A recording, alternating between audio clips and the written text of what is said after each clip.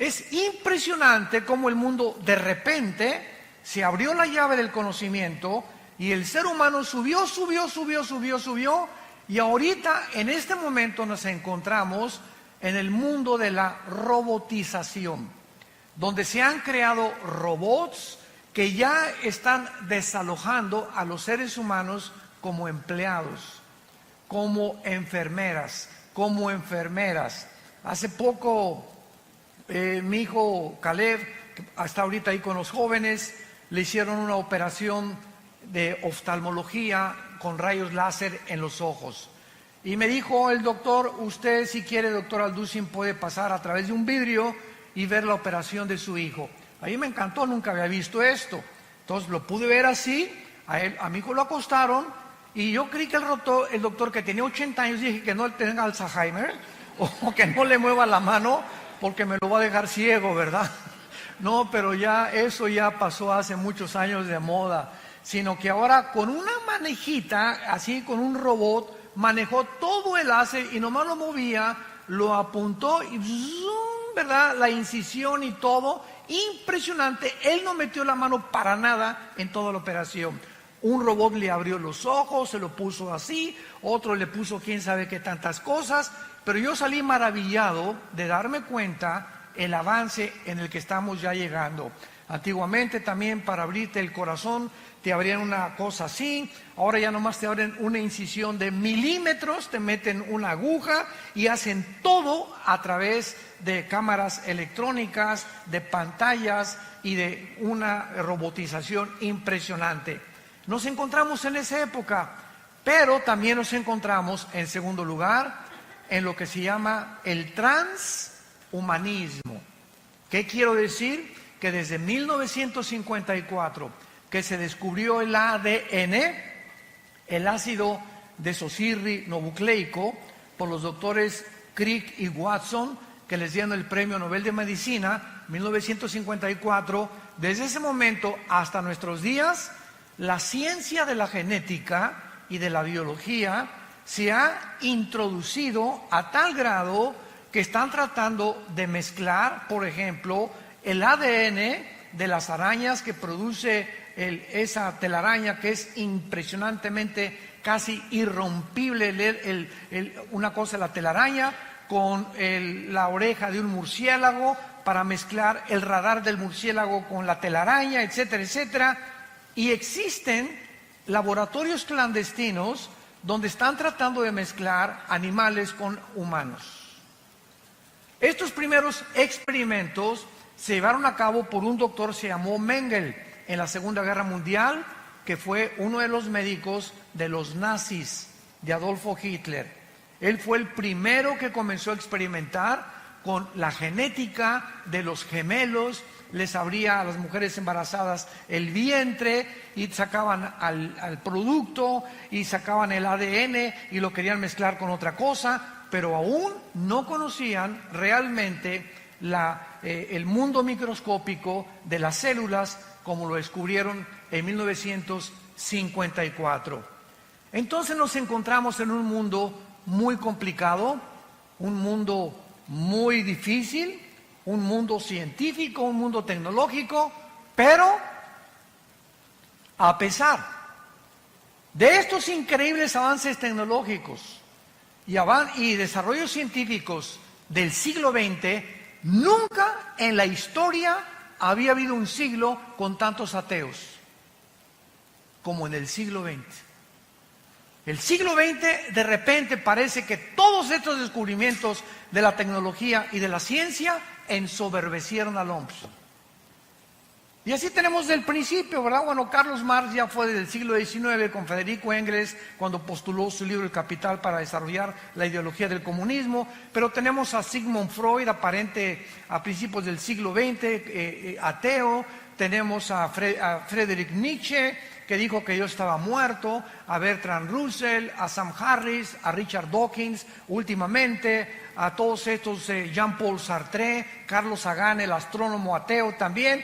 Y es increíble cómo el siglo XX comenzó a enseñar. Yo me acuerdo cuando fui a la Universidad de México, la UNAM, a la Facultad de Filosofía, que me invitaron a una conferencia de filosofía porque tengo un doctorado en teología y filosofía, para que yo les demostrara a los estudiantes qué avances en la filosofía se han alcanzado en el siglo XX, y la respuesta fue cero. Y se quedaron los estudiantes así. El mío maestro de filosofía me dijo: ¿a qué se refiere usted con que no ha habido avance en la filosofía? Le dije: el siglo XX se conoce como el tiempo o el siglo de la desesperación, como lo escribió el filósofo francés ateo Jean-Paul Sartre en su libro El Muro y en su libro La Náusea. Es el tiempo de la desesperación. Como dijo Sartre antes de morir: he pasado mi vida luchando y demostrando algo que no existe, por lo cual he gastado mi vida en balde. ¿Para qué gasté mi vida tratando de pelearme con alguien que no existe y enojarme con no existe? Él mismo dijo: el ateísmo es insostenible filosóficamente. Sin embargo, al mismo tiempo que en el siglo XX surgieron todos estos ateos, recordamos que los más grandes hombres de ciencia del pasado eran cristianos. Galilei, que descubrió, ¿verdad?, el telescopio y pudo introducir a la astronomía, cristiano. Apúntalo: Blaise Pascal, astrónomo físico francés, cristiano, tenía a Jesucristo como su Señor y Salvador. Isaac Newton, que descubre la gravitación y el movimiento astronómico en el cosmos. Louis Pasteur, el mismo Alberto Einstein, que aunque nunca reconoció que era cristiano, dijo en su frase famosa: Dios no juega a los dados con el universo. Pero de repente tanta tecnología y tantos descubrimientos ensoberbecen al ser humano. Y ahora nos encontramos, vuelvo a repetir, a pesar de todo lo que nos ha rodeado, escuchen esto: somos nosotros la última generación y la primera generación en la historia que tenemos el poder destructivo, nuclearmente hablando, para autodestruirnos en 30 segundos. Somos la primera generación en la historia que podemos autodestruirnos y acabarnos y autoextinguirnos en menos de un minuto. El último misil que acaba Rusia de hacer se llama Satán. La palabra Satán significa en el hebreo el adversario. Y este misil que tiene Rusia y que Irán ahorita continúa desarrollando nuclearmente su armamento para tratar de gobernar el Medio Oriente, a destruir a Israel, estos misiles pueden salir de Rusia y llegar, síganme con mucho cuidado, si Rusia dispara un misil sin que Estados Unidos se dé cuenta, sale el misil y vuela y llega a Estados Unidos en 25 minutos. En esos 25 minutos que va volando el misil, los satélites norteamericanos e israelíes, a través del Mossad, que es el servicio de inteligencia de Israel, detectan el misil, pero ese misil puede venir también de Ucrania o puede venir, no lo pueden detectar exactamente la ubicación de dónde viene. Muy bien, entonces localizan al misil y el presidente de Estados Unidos, actualmente el presidente Donald Trump, trae un portafolio, todos los presidentes norteamericanos traen un portafolio con una computadora con códigos que solamente él sabe el código, para que cuando tenga él la comunicación que un misil se dirige a Estados Unidos, él abre el portafolio y apriete un botón y ese botón suena en la marina, en los portaaviones, suena con la armada terrestre y suena con el poder aéreo, con todos los pilotos aéreos, para que tanto la marina como los pilotos de la Fuerza Aérea y como los soldados puedan preparar sus misiles para interceptar el misil. Solo que hay un problema, que cuando el presidente abra su portafolio, el misil llega antes que el presidente lo pueda abrir. Y esto comenzó a suceder en los últimos 8 años en Estados Unidos, cuando el presidente Barack Obama, mandó desnuclearizar y quitar todas las armas nucleares e interceptar y decir que el portafolio era inefectivo. Lo tuvieron que volver otra vez a codificar y ha impedido que Estados Unidos, el escudo que le llaman antimisiles que tienen en Hawái y el escudo antimisiles que tienen enfrente a Nueva York, pueda funcionar con los submarinos Poseidón que están apuntando a Estados Unidos y que tiene cada submarino 6 torpedos nucleares, y un solo torpedo de ese submarino destruye 5 ciudades en 10 segundos. Y están apuntando en el Atlántico y están apuntando en el Pacífico. Basta solamente que algún loco, como ahorita el dictador de Corea del Norte, apriete un botón para desatar una conflagración a nivel internacional nuclear, que de acuerdo a la Biblia, en Apocalipsis 6, versículo 4, el cuarto jinete del Apocalipsis mataría a 1/4 parte de la humanidad. En este mundo nos encontramos un mundo de locos, donde la tecnología nos ha ensoberbecido y donde creemos que el ser humano, a través del humanismo, tiene la capacidad de resolver los problemas que van mucho más allá de nuestra capacidad humana para poder resolverlos. Nos hemos querido convertir en dioses. Este es el mundo que actualmente nos rodea. Y antes de entrar un poco más al tema,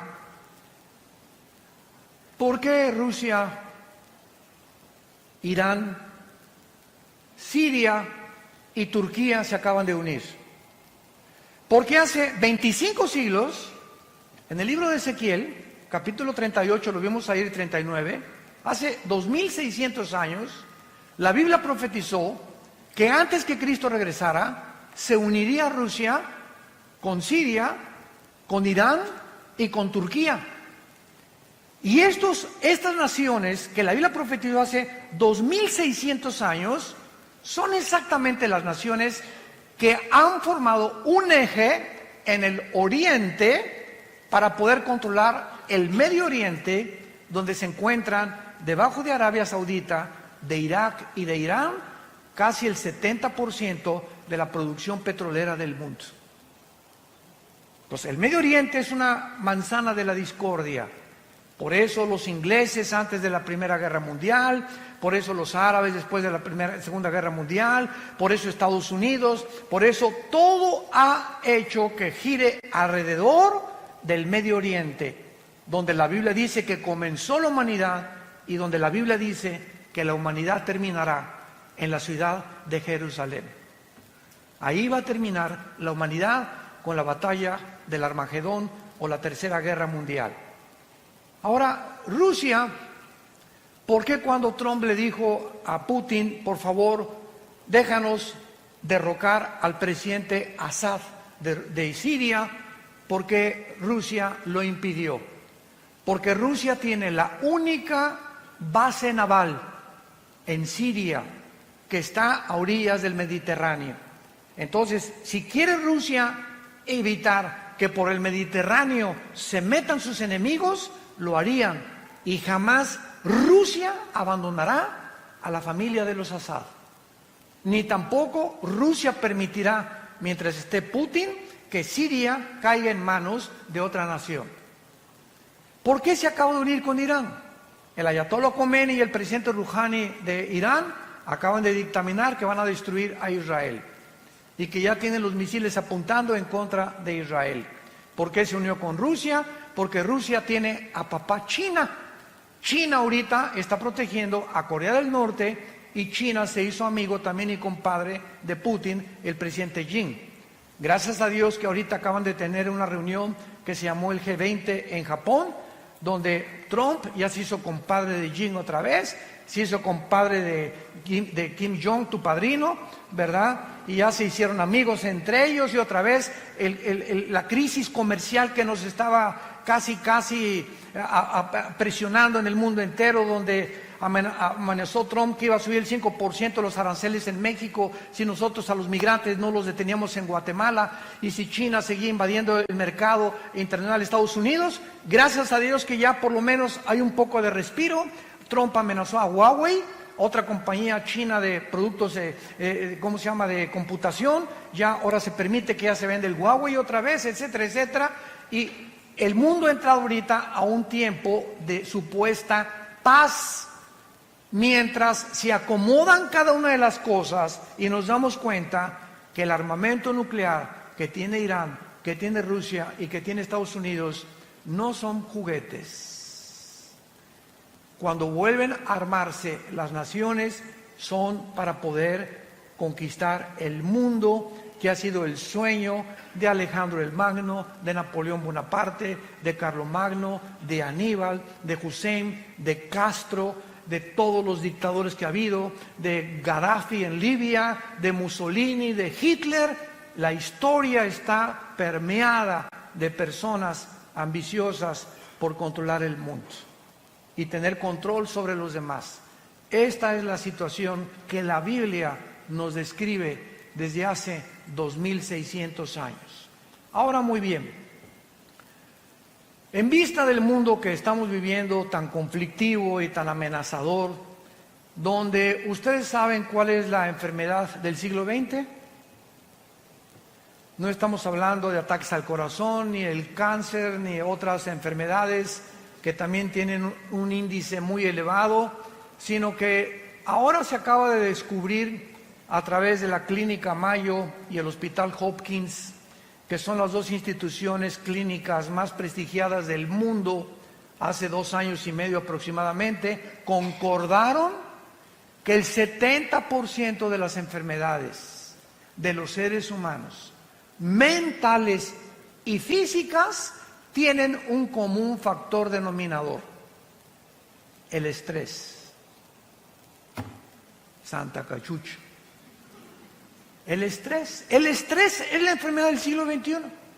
¿Y qué es el estrés? Es un estado interno de insatisfacción, de tensión, de preocupación crónica por dentro. No puedes estar en paz contigo mismo. Quítate a los niños. No me estás molestando ahorita. No te me atravieses. Con el claxon. Y se bajan y se pelean y se matan. Y la gente está en un estado de rencor, de amargura y de odio como jamás se había visto. Siempre ha habido guerras, siempre ha habido revoluciones, pero ahora es de carácter interno. Ahora el ser humano se está descomponiendo porque algo dentro de su vida no le da la paz que necesita. Y encontramos una lista impresionante de cantantes, de actores, de políticos, de deportistas, de gente multimillonaria que están rodeados de todo lo que cualquiera quisiera desear, diciéndonos: soy la persona más vacía y más miserable de esta vida, entregándose a las drogas, como cuando muere el rey del pop, Michael Jackson, tu ídolo. Cuando muere no se sabe si era hombre o si era mujer. Cuando muere el rey del rock, Elvis Presley, muere con un plato con su cara sobre la sopa, diciendo que ya no quería vivir, con 500 mujeres formadas en fila en su casa de Memphis, esperando tener relaciones con él. ¿Qué ha sido tu sueño? Rabo verde.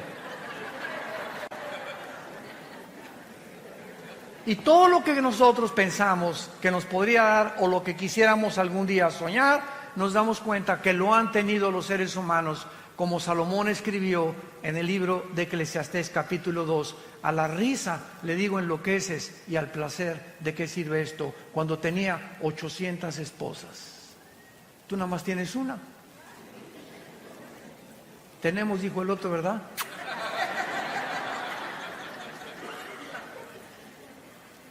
¿Qué mundo vino Jesucristo hace 2000 años a describirnos? Y hace 2000 años Jesucristo nos recetó la medicina que el mundo necesita 2000 años después. Mi paz les dejo. mi paz les doy. Esa paz es un estado de tranquilidad interior. Es un estado de confianza interior, de seguridad, de esperanza que todo está bien. Guerras, el petróleo, cayó el peso, el gobierno, y lo que sucede a nuestro alrededor, esa paz impide, es como un muro a nuestro alrededor, como un cerco invisible de protección que impide que las condiciones del mundo entren a nuestra alma. Y que el mundo puede estar cayéndose junto a nosotros y nosotros tenemos tranquilidad y paz porque sabemos que estamos en manos de nuestro Creador. Y que nada ni nadie nos podrá nunca separar de Él. Hace algún tiempo un rey mandó, o más bien decretó un concurso, que por favor, entre los pintores que había en el reino, ¿quién podría pintar un cuadro que describiera la paz? Y pues hubo bastantes personas que se acercaron y pintores a concursar. Y pues uno pintó así el Popocatépetl, así, ¿verdad? Bonito, tranquilo, no explotando desde luego. Otro el mar, la bahía de Acapulco, así lindo. Otro un bosque, etcétera, etcétera. Y finalmente, el que ganó el concurso fue un pajarito que estaba detrás de una cascada dormido. A ese le dieron el primer premio. Porque así es la paz. Podemos estar con los ojos cerrados y caer una cascada a nuestro alrededor de problemas y tribulaciones, pero el pajarito sabe que él está seguro detrás de la cascada. Y nosotros recordamos las palabras que nos dijo el Señor: no temas, pequeña manada, nunca te dejaré ni te abandonaré. Estaré contigo hasta el fin del mundo. Y cuando adquirimos esa paz, escúchame muy bien, cuando el cristiano tiene esta paz, es cuando podemos ser guiados por el Espíritu Santo. Tú no puedes discernir al Espíritu Santo ni leer la Biblia como Pepita en comal. Ay, hermano. Ay, hermano. Señor. Mire, doña Chole, apláquese. Cálmese, y ya que usted esté tranquila, ¿verdad? Hínquese. Es que mi hija se fue de la casa. Pastor, hasta que usted no se calme y hasta que tú no estés tranquilo y comiences a hincarte y a alabar a Dios, decirle: Señor, gracias porque este estado de estrés en el que me encuentro no va a hacer regresar a mi hija. Este estado de estrés en que me encuentro no va a arreglar mis problemas de negocio ni de dinero. Este problema en el que me encuentro no va a hacer que mi esposo me quiera tampoco. Y se fue hace 3 días, pues que se vaya. Pero yo no voy a perder la paz. Y cuando nosotros mantenemos este estado de control interno y de esa paz, puedo venir a la Biblia y discernir la palabra de Dios. El Espíritu Santo no puede comunicarse con una persona que no tenga paz. Por eso es tan importante, la paz les dejo, porque es importante para poder acercarnos a Dios y discernir la voz del Espíritu Santo.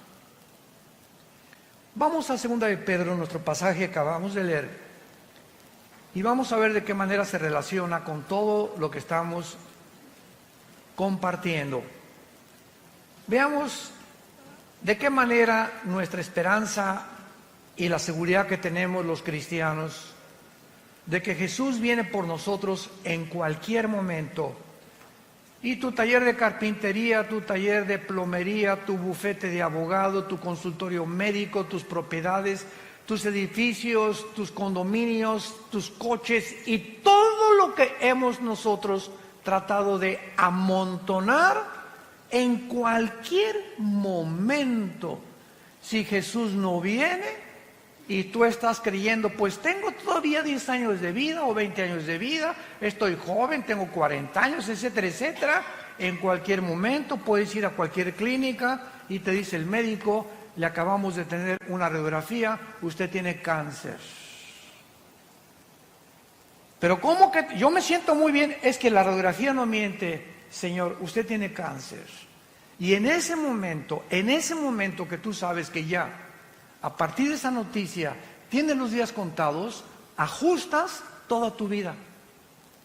Y te das cuenta que rápido pasó tu vida y que en cualquier momento ya te puedes ir al otro lado, a la presencia del Señor o al infierno, según sea tu condición, y que en ese momento este diagnóstico mueve tus sentimientos, tus emociones, tus negocios y todo. ¿Por qué? Simplemente porque sabes que tu vida está en un hilo y estás en la orilla de un precipicio.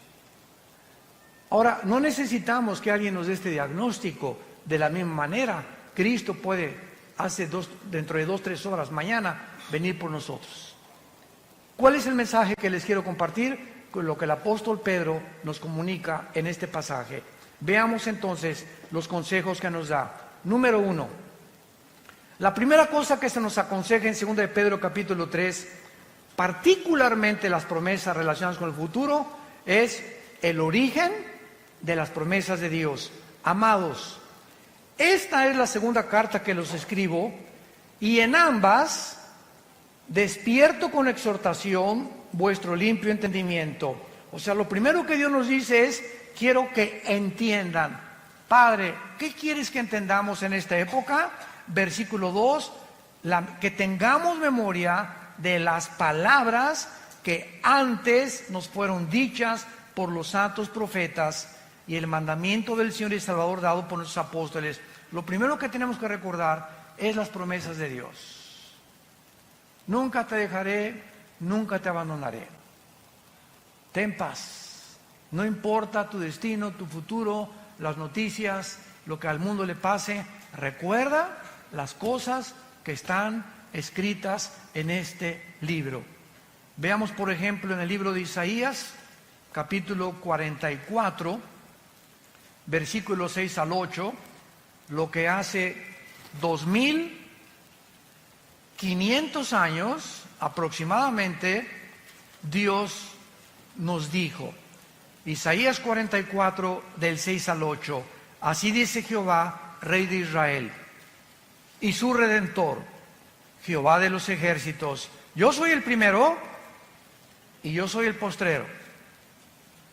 Yo soy el primero y yo soy el postrero, y fuera de mí no hay Dios. Y nos pregunta Dios, ¿quién proclamará lo venidero? O sea, el futuro. Lo declarará y lo pondrá en orden delante de mí, como hago yo desde que establecí el pueblo antiguo. Anúncienles lo que viene y lo que está por venir.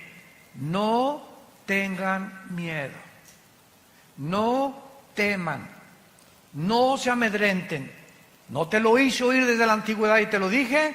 Luego ustedes son mis testigos que no hay Dios sino yo. No hay fuerte, no conozco ninguno. Cuando Dios dice, yo soy el alfa y el omega, es la primera letra del alfabeto griego y la última letra del alfabeto griego, el alfa y el omega. Si nos dice Dios, yo soy el primero, y yo vengo a la Biblia y leo Génesis, y veo que los científicos actuales están poniéndose de acuerdo y reconociendo que la descripción de la creación del universo, de acuerdo a los primeros 2 capítulos del Génesis, coincide con la astronomía, coincide con la física, con la primera y la segunda ley de la termodinámica, coincide con la biología y coincide con la paleontología y con la antropología. Entonces comienzo a enfocarme, a darme cuenta que si lo que en la Biblia en el principio es verdad, en el principio, ¿dónde me encuentro yo si Dios es el final? Nos encontramos en medio. Entonces, ¿qué es lo que nos está diciendo Dios? Voltea hacia el pasado y ve todo lo que es escrito en la Biblia. Solo en la muerte de mi hijo en la cruz, 33 profecías se cumplieron, al pie de la letra. Cuando Jesús colgaba en la cruz, se estaban cumpliendo 33 profecías por los profetas hebreos al pie de la letra. Ahora, si eso en el pasado lo vemos, que se ha cumplido, nos damos cuenta que estas palabras son fieles y verdaderas. Y si yo me encuentro en medio, de la misma forma que se cumplió el pasado y Él es el final, se cumplirá también el final. Por lo tanto, camino hacia el final con confianza en que Dios cumplirá su propósito en mí. Es lo que quiere decir: yo soy el primero y yo soy el último. No tengan ni tengan temor. ¿Quién más puede anunciar el futuro sino yo?, dice el Señor. Esto se refiere, ¿verdad?, a todos los eventos futuros profetizados en el Antiguo Testamento. Por hoy se dice el primer consejo del apóstol Pablo: recuerden ustedes las promesas que en el pasado los profetas y apóstoles hicieron, para que ustedes puedan mantener esa paz que es importante para tomar decisiones. Tú no puedes tomar una decisión con quién te vas a casar, qué coche comprar, qué terreno vender, qué cosa hacer, qué negocio llevar, qué medicinas tomarte, si no tienes paz. La falta de paz nos hace tomar decisiones equivocadas, de las cuales nos vamos a lamentar el día de mañana. Porque en el momento que tomamos la decisión para casarnos, para comprar ese vehículo, para comprar ese terreno, lo hicimos no con la dirección del Espíritu Santo, lo hicimos en la carne, guiados por nuestras pasiones. Y es cuando nos lamentamos y después le echamos la culpa a Dios por la condición en la que estamos viviendo. En segundo lugar, veamos nosotros en 2 de Pedro capítulo 3, en nuestro pasaje, que dice la Biblia en el versículo 3 y versículo 4, sabiendo primero esto. Es la segunda cosa que Dios quiere que sepamos.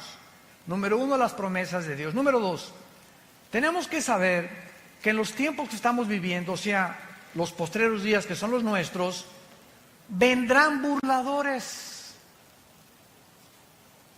Vendrán burladores. El siglo XX se llenó de ateos. ¿Quién es un ateo? Una persona que se burla de alguien que no existe. Santa María Catarina. Es una persona que se burla o insiste en pelearse con alguien que no existe. Por eso decía Sartre que es insostenible filosóficamente el ateísmo. Entonces vendrían burladores y los vemos, aunque ya son menos, andando según sus concupiscencias. Y estos burladores, dice la Biblia, versículo 4, van a comenzar a decir: ¿dónde está la promesa de que Cristo va a regresar? O sea, de su advenimiento. Porque desde el día en que los padres durmieron, o sea, todas las cosas en el mundo han sido así. Y dicen: siempre ha habido guerras, siempre ha habido terremotos, siempre ha habido pestas. ¿Por qué dice que son señales de los últimos tiempos? Muy bien. Estas personas querrán atacar las promesas de Dios y de nuestro corazón, y la Biblia les llama burladores. Un burlador, es muy importante, no es la misma persona que tiene dudas. Entonces, hay una gran diferencia entre un burlón y una persona que tiene dudas honestas. La persona que tiene dudas honestas dice lo siguiente: yo no puedo decir que no creo en Dios. Yo no sé, más bien, honestamente, yo no sé si existe Dios. Pero si existe Dios, oh Dios, si tú existes, dame evidencias que tú existes.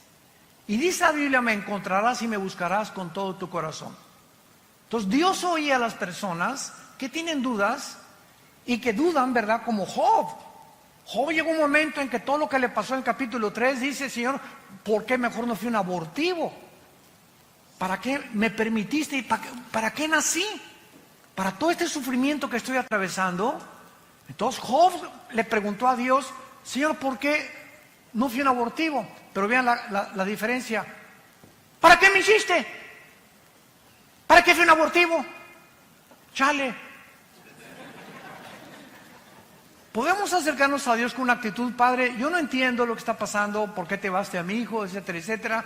Oh Dios, dame la fortaleza ahorita y dime, muéstrame, ilumíname, porque quiero seguir confiando en ti. Ah, ¿ya ves? Y para eso me perdí el trabajo, para ser cristiano. Vean la diferencia en la actitud.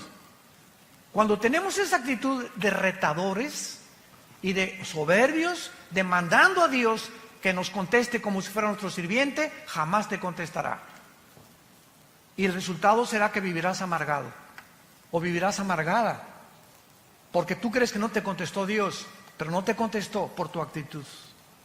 Porque sin humildad no podemos tener palabra de Dios. Entonces, las personas que dudan están abiertos, pero el burlador ni siquiera quiere oír las evidencias ni hacer caso de las evidencias. ¿Se acuerdan de los fariseos?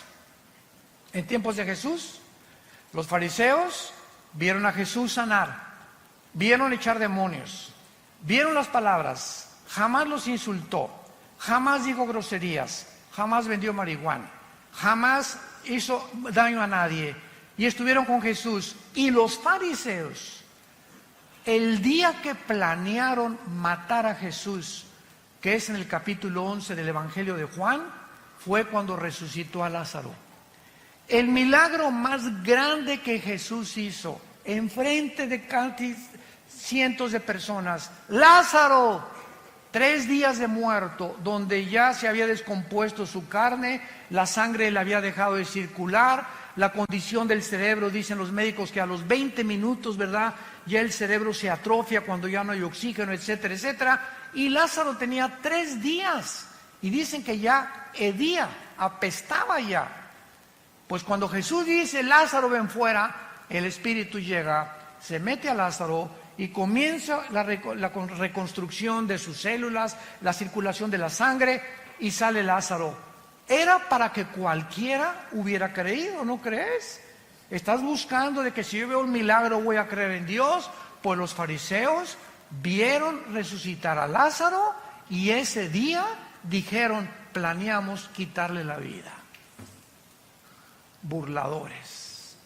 Yo me he encontrado con diferentes tipos de ateos y diferentes tipos de personas, como uno les conté hace algún tiempo en una reunión, que saliendo de una conferencia en un hotel en México, en el elevador se acercó un señor así muy retador, me dice, usted es el doctorcito Alducin, ¿verdad? Pero así, ¿verdad? Yo le iba a decir, bueno, ¿y qué te importa, no? Pero no le puedo decir eso, me daban ganas, no nos dan ganas a veces. ¿Usted, verdad? Sí. ¿Y en qué le puedo servir, señor? A ver, diga, contésteme. Pero así, a ver, contésteme. Dios es todopoderoso, ¿verdad? Sí, claro, le contesté. Bueno, si es todopoderoso, entonces no tiene poder para destruir al diablo. Y le dije, claro que sí. Y le dije, pero dele gracias a Dios, porque comenzaría con usted. El hecho que Dios no haya terminado con la maldad implica que Dios no quiere que todo mundo sea condenado. Y le dije, el hecho cuando bajamos el elevador, que usted quiere que le conteste la pregunta en la actitud burladora en la que usted se me está acercando, no merece que le conteste como yo le contesté. Pero así encontramos tipos de diferentes personas con diferentes actitudes. Veamos nosotros que este burlador se dedica a burlar, a criticar, a despreciar y atacar las cosas de Dios sin tener o tener evidencias, pero él no quiere evidencias, él quiere mantener una actitud de soberbia en contra de Dios, volviendo su enemigo. Vean lo que dice el Salmo 10 acerca de los burladores.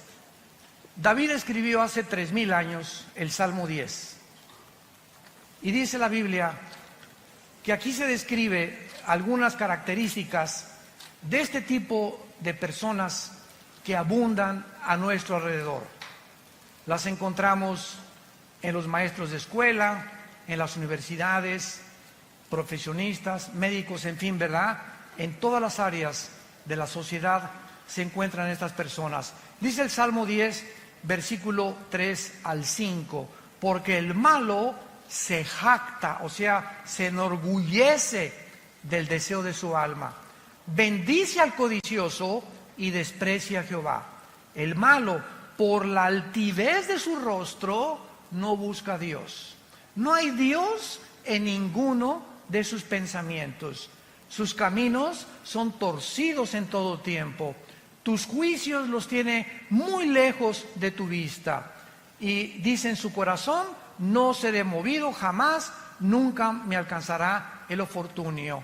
Y el capítulo 14 de los Salmos, versículo 1, dice, el necio dice en su corazón, no hay Dios. El necio o el burlón dice en su corazón, no hay Dios. Ahora, ¿por qué actúan de esta manera? Regresamos a nuestro pasaje de segunda de Pedro. ¿Por qué estas personas actúan de esta manera? Donde ya ni las evidencias les funcionan.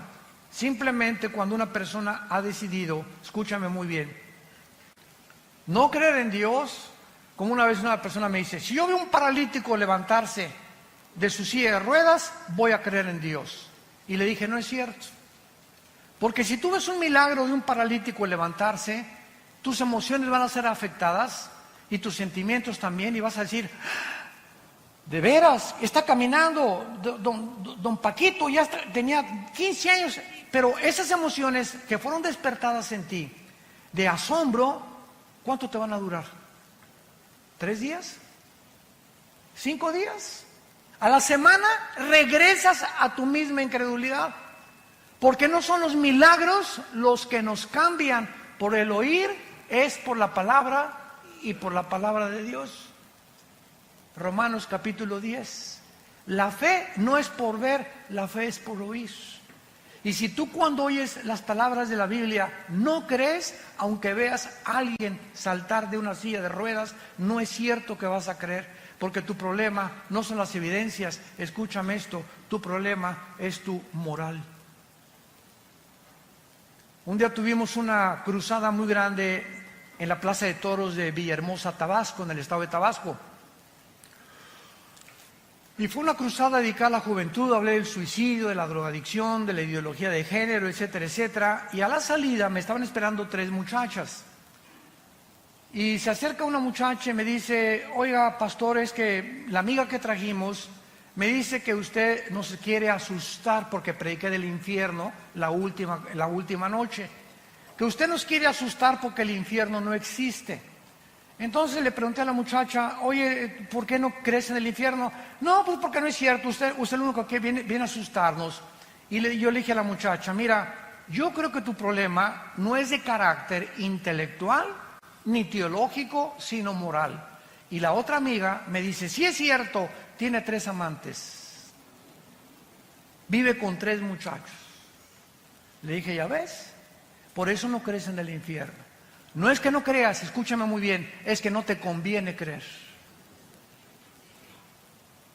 Y así hay cantidad de gente en tu familia, amigos, que les puedes traer, les puedes mostrar, pero no les conviene porque ellos saben muy bien que al enfrentarse ante la verdad y ante la luz nos va a desenmascarar. Y el Dios de la Biblia te va a demandar que tú dejes tus pecados, pero no te ordena que los dejes sin su poder. Ellos ignoran que si tú simplemente lo aceptas, Él te dará el poder en el Espíritu Santo para que tú puedas comenzar a vivir una vida nueva. Se llama la gracia de Dios. Entonces mucha gente por eso, por la ignorancia de que creer que pues primero tengo que dejar el adulterio, primero tengo que dejar de ser borracho y lo voy a pensar, y las drogas y después lo voy a pensar, voy a tratar de ya no ser homosexual o lesbiana y después acepto a Cristo. La Biblia dice, ven cómo estás. Cuando oigas su voz, no te endurezcas, ven cómo estás, ven a la cruz, Señor, soy un homosexual, Señor, soy una lesbiana, soy borracho, parrandero y jugador. Me dicen el Chapo de la costera Miguel Alemán. No importa, reconoce, es lo que es el mensaje glorioso del Evangelio de Jesucristo. Simplemente reconoce tu pecado, que estás mal delante de Dios, que estás mal, que vas en un camino que parece derecho, pero vas a un camino de muerte.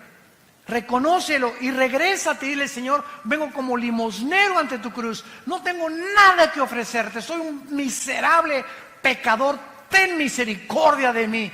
Y Dios entra a tu vida,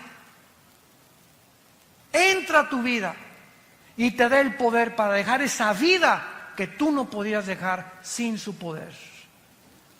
Si el ser humano pudiera cambiar y dejar sus pecados, ¿para qué murió Cristo? Fue un desperdicio en la cruz. Si se nos diera a nosotros la capacidad para dejar el pecado, ¿para qué murió Cristo? ¿Por qué tuvo que Dios sacrificar a su Hijo? Fue el desperdicio más grande de la historia. Pero la Biblia dice que sin derramamiento de sangre no hay perdón de pecados. Sin la muerte de Cristo, Dios no tendría una justificación para poder decirte te perdono. ¿Por qué te va a perdonar? Así nada más porque sí.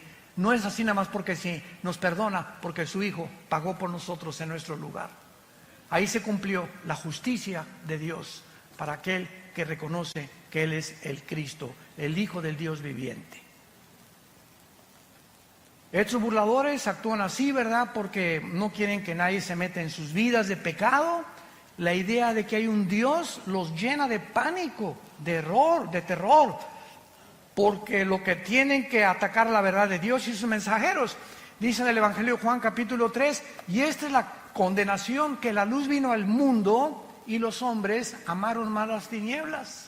Ahí tienen la luz, ahí tienen la verdad.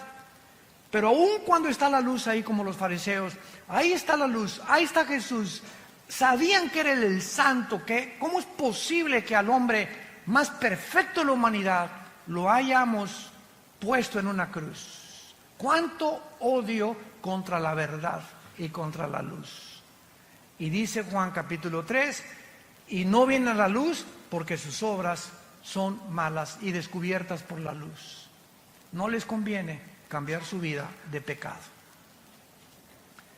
Estos burladores dicen en 2 de Pedro, en nuestro pasaje capítulo 3, que aún toman en penúltimo lugar posiciones pseudocientíficas, diciendo, versículo 5, estos burladores, hablando de ellos, ignoran voluntariamente. O sea, qué increíble que ellos conozcan e ignoren o están decididos a no conocer. O sea, no quiero meterme a la Biblia, no quiero ir a tus reuniones, no quiero a tus estudios. Voluntariamente no quieren conocer la verdad. Te repito, porque la verdad los va a exhibir y les va a mostrar la luz, y a ellos no les conviene salir de su pecado. Aman más las tinieblas en donde viven que pasar al reino de la luz admirable de Jesucristo. Entonces van a usar también posiciones pseudocientíficas, como diciendo que en el tiempo antiguo todas las cosas han sido iguales del principio, que nunca hubo un diluvio universal, que la Biblia está llena de errores, de contradicciones, que son leyendas, etcétera, etcétera. Y como le dije también a una persona en una universidad, un maestro que se me puso al brinco cuando les expliqué a los estudiantes que la teoría de la evolución es anticientífica, antifísica, antibiológica, antigenética. Este maestro comenzó a agredirme, ¿verdad? Y yo le contesté, ¿ha leído usted la Biblia? No, Chepo. ¿Por qué ataca usted un libro? Es que está lleno de errores. Por favor, aquí está la Biblia, muéstreme los errores que usted considera que es una equivocación. Porque cuando usted viene a la Biblia y usted considera que aquí hay una contradicción, el problema no es de Dios, el problema es de su entendimiento. ¿Por qué? Porque los pensamientos de Dios son más altos que los nuestros. Y si me da tiempo a usted explicarle por qué dice esto, le voy a mostrar con la misma Biblia, porque la Biblia no necesita que nadie la defienda, la Biblia se defiende sola. Nunca trata Dios en la Biblia de demostrar que Él existe, simplemente la Biblia dice, en el principio Dios creó los cielos y la tierra. Se afirma la existencia de Dios, Él no trata de probar la existencia de Dios, simplemente tú léela y te das cuenta que es un libro sobrenatural, que no somos animales, que somos agentes morales, responsables de nuestras acciones, porque si fuéramos animales, como dijo Dostoyevski, un gran filósofo y literario ruso que fue puesto en el exilio en Siberia, en Rusia, Dostoyevski dijo esto en su libro, si Dios no existe, todo está permitido. Así de simple. Si Dios no existe, todo está permitido. Bebamos, comamos, ¿para qué le soy fiel a mi esposa? ¿Para qué me mantengo sin robar si el que no tranza no avanza? ¿Para qué soy honrado? ¿Para qué soy honesto? ¿Para qué trato de vivir en mi matrimonio cuando hay 10 mujeres o 15 mujeres mejores? ¿Por qué no tengo hijos por todos lados sembrados? ¿Cortar la mejor flor del ejido donde quiera que yo vaya? ¿Por qué? Porque simplemente hay un Dios que nos dice, vengo a juzgarte en el día del juicio. Y prepárate para encontrarte con tu Dios. Pero si Dios no existe, como una vez Blaise Pascal tuvo una discusión con un ateo. Y el ateo le dijo a Blaise Pascal: oye, pues fíjate que yo no creo que exista Dios. Para mí, después de la muerte, al polvo, y ahí se acabó todo, como los animales.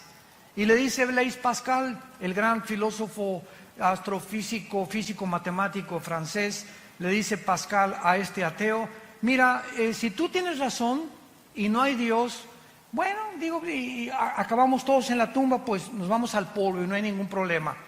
Pero si mi Dios tiene la razón y Jesucristo resucitó entre los muertos, ¿qué amuladas te vas a llevar? Así que ya sea que tú tengas razón o que yo no tenga razón, yo salgo ganando. Porque si Dios no existe, pues no perdí nada. Pero si Dios existe, ¿qué amulada te vas a llevar?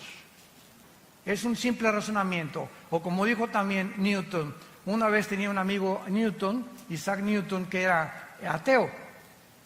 Y entonces estaba viendo el universo una noche que estaba con Newton, y Newton estaba con sus matemáticas cuánticas y su astronomía y considerando muchas cosas del universo, etcétera, etcétera. Y le preguntó el ateo a Newton: oye, qué maravilloso universo, ¿verdad? Le dijo: sí, es el diseño y la inteligencia de un Dios. Y le dijo Newton, le dijo el ateo: no me hagas reír. Ahí murió la cosa. Al otro día, Newton lo invita a cenar a su casa. Y Newton tenía en su casa, en su estudio, un universo que él había hecho, así colgó al sol, la luna, las estrellas. Tenía como una sala con una representación del universo. Entonces llegó este amigo de él a su sala y vio todo esto colgado y le preguntó el ateo: oye, qué bonito, ¿quién colgó todas estas cosas? Y le contestó Newton: se colgaron solas.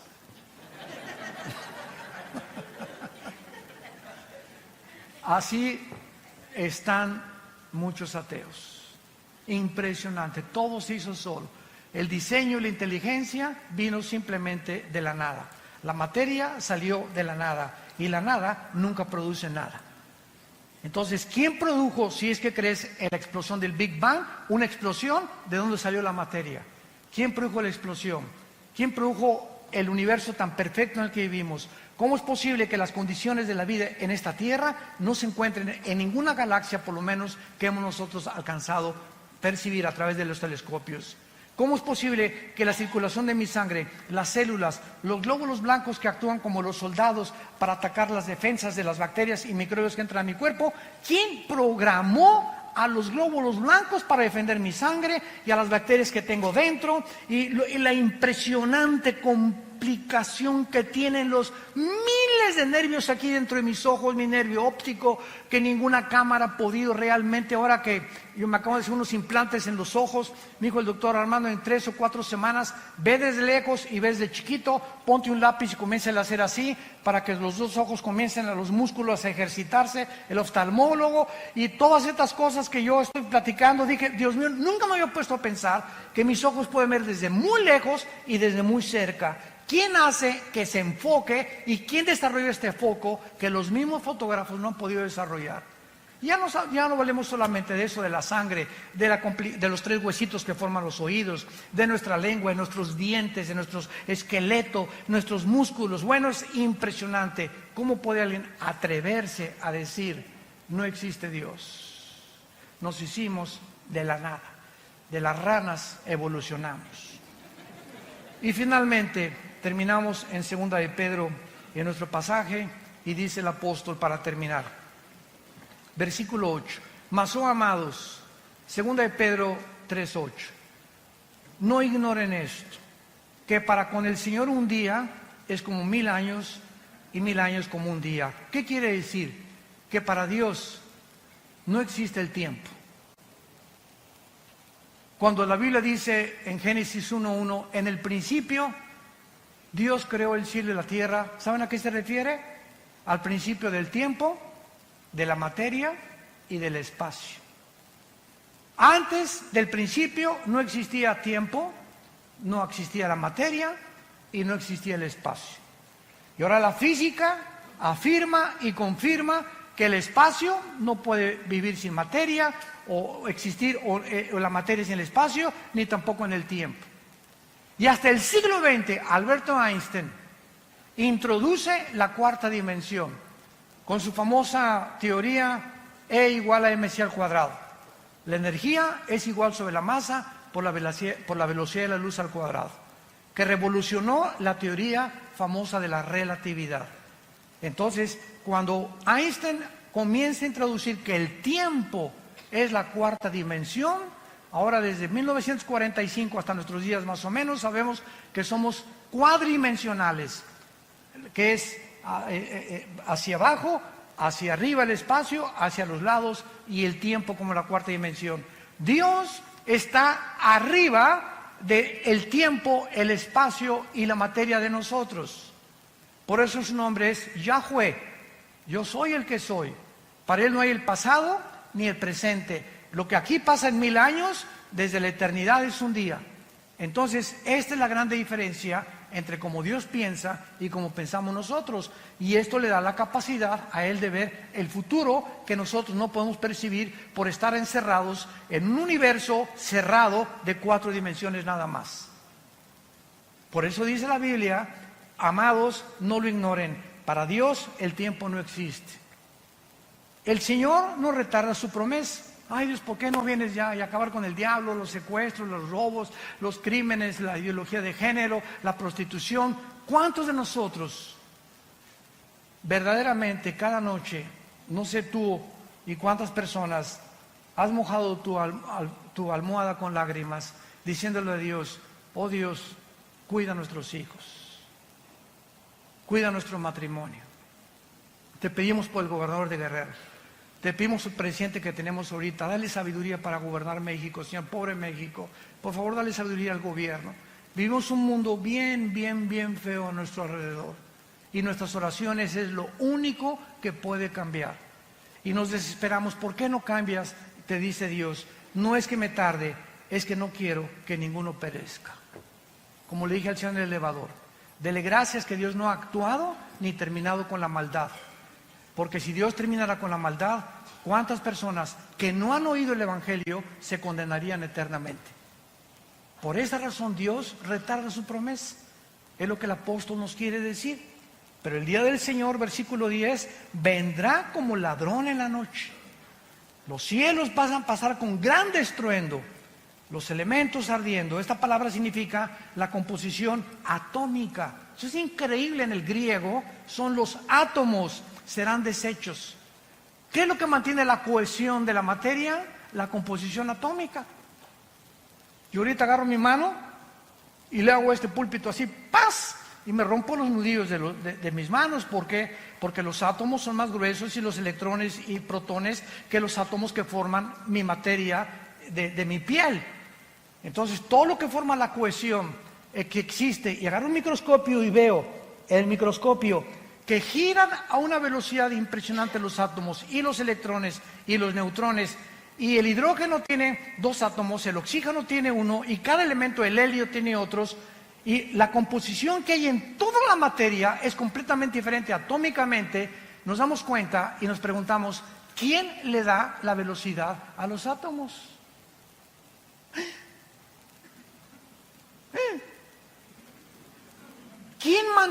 ¿Quién les hizo así a los átomos? Están violando una ley física, que dice la física, que si yo hago una canica y le hago así a la canica, sale disparada la canica y la velocidad de la canica es proporcional a la fuerza que yo le aplico.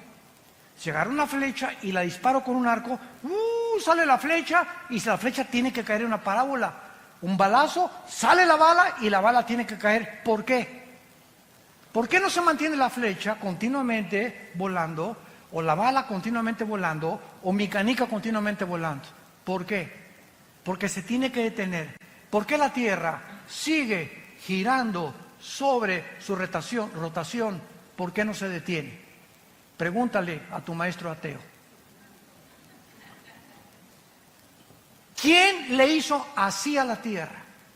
¿Quién mantiene la Tierra? No solamente girando perfectamente una velocidad de 24 horas sobre su eje, sino que ¿quién la sigue impulsando alrededor del Sol en 365 días? Desde hace miles de millones de años. La Biblia dice en Hebreos 1:3, Jesucristo sostiene todo el universo con la palabra de su poder. es Dios de la materia, el Dios del átomo, el Dios de los electrones, el Dios que nos ha puesto todo en un orden para que podamos admirarle y decirle en esta tarde, inclinemos nuestra cabeza, te alabamos, oh Dios, creador de los cielos y de la tierra. Te bendecimos tu nombre porque has tenido misericordia de nosotros. Porque en esa cruz, tu palabra dice, de tal manera amó Dios al mundo, que nos ha dado a su Hijo unigénito, para que cualquiera que en este momento crea en Él, no te pierdas, mas recibas el regalo de la vida eterna en Cristo Jesús. El Dios y Padre de Jesucristo, al gran pastor de las ovejas, que derramó su sangre en una cruz por el pacto sempiterno, nos da la capacidad de adorarle y de conocerle y de servirle en espíritu y en verdad. Y si tú invocas por Padre aquel que sin acepción de personas nos juzga de acuerdo a nuestras obras, caminemos en el temor de Dios durante toda nuestra peregrinación. ¿Qué es el hombre? Somos simples peregrinos. ¿Qué es nuestra vida? Como la niebla. Ayer teníamos 20 años, 10 años. Hoy tenemos 50, 60, 70, 8 años. Nuestra vida pasa como una sombra, como la niebla que aparece y desaparece. Y tenemos solo una oportunidad en esta corta vida de descubrir que Dios nos ama, que hay un propósito por el cual nacimos y que este propósito se encuentra en la persona de su Hijo Jesucristo, a quien tú en esta mañana Él te ordena que, habiendo pasado los tiempos de esta ignorancia, Dios manda a todos los hombres que se arrepientan de sus pecados, porque ha establecido un día en el cual juzgará al mundo con justicia por aquel varón a quien designó, resucitándolo de los muertos a los 3 días. El Señor viene por nosotros y por otros viene para juzgarlos eternamente.